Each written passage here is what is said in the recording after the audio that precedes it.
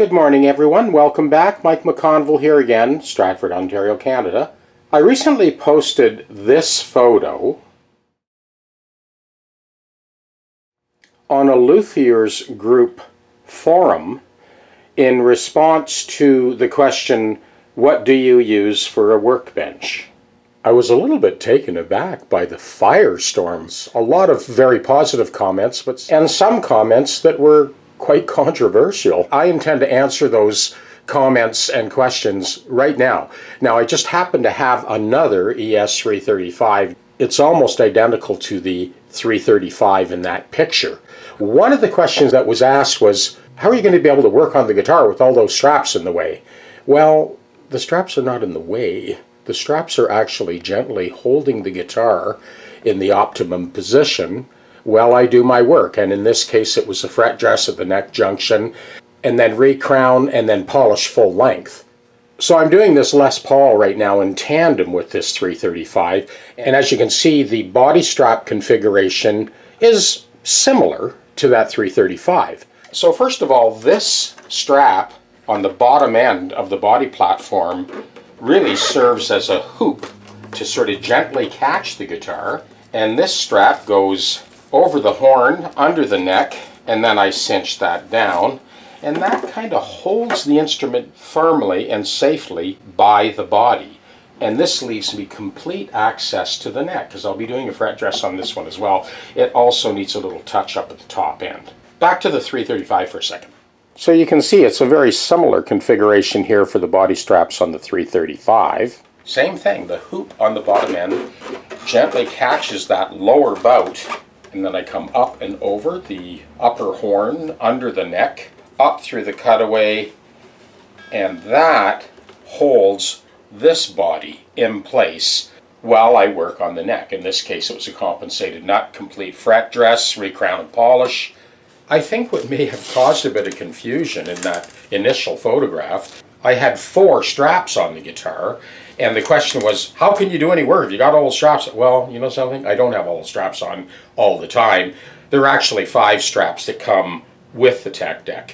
When I'm working on the neck, the instrument is held by the body. And when I'm working on the body, well, I will strap the instrument down by the neck, flip these straps off, and this gives me complete access to the body as the instrument is held firmly and gently by its neck. That is just one example of what I do with these 5 straps that come with the unit. Okay, the other question that was asked was, who would ever hold the guitar on an angle like that?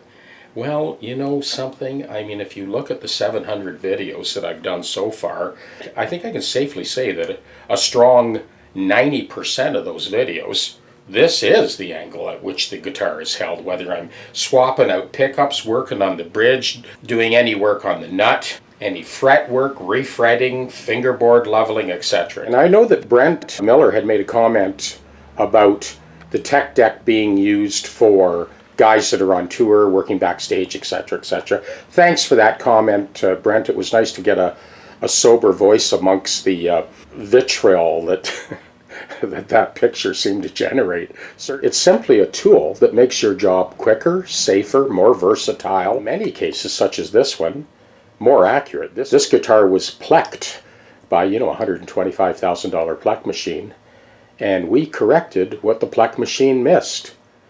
In fact, we have one customer who has a pleck machine, obviously like a super pro shop, knows exactly what he's doing, Andrew Marshall, and he bought 3 TechDecks, 2 GPS models, and then one of the XLT models you see in the other bench. Andrew's reasoning for that purchase was that he uses the TechDecks for pre and post pleck when he's setting the guitars up.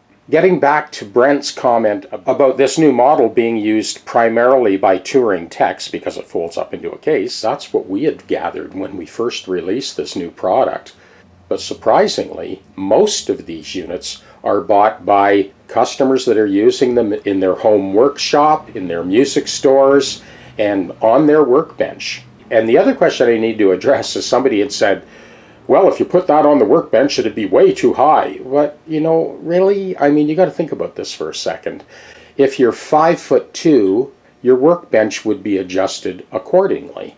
You find a bench that works for you. So in this case, the bench is 30 and 5/8 of an inch from the bench surface to the floor, and then the tech deck sits on top. That may be too short for someone who's 7 foot 9 inches tall, or it may be too high for someone who's 4 foot 11.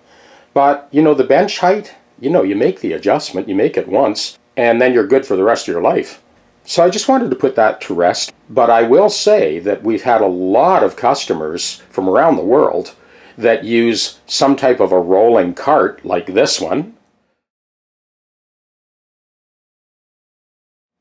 or just a simple Black & Decker workmate seems to work for a lot of people. That portability and storage space has really helped the Tech Deck make the crossover from touring techs to pro shops, guitar builders, and guitar techs around the world. I'd also like to make a shout out to those Tech Deck owners who sort of jumped to my defense after I seemed to offend someone with that initial picture. We didn't go through 7 generations of development and consultation with hundreds of touring techs, builders, and pro shops around the world to rain on your parade. This is simply a multi-adjustable workstation that allows you to switch over from a flying V to an upright bass to a bowl back guitar, arch top guitar, put it on its face, on its side, and essentially make your job safer, easier, and more efficient. And I produce these videos to help anyone who's doing this type of work, maybe show a couple of shortcuts and maybe show them something they haven't seen before.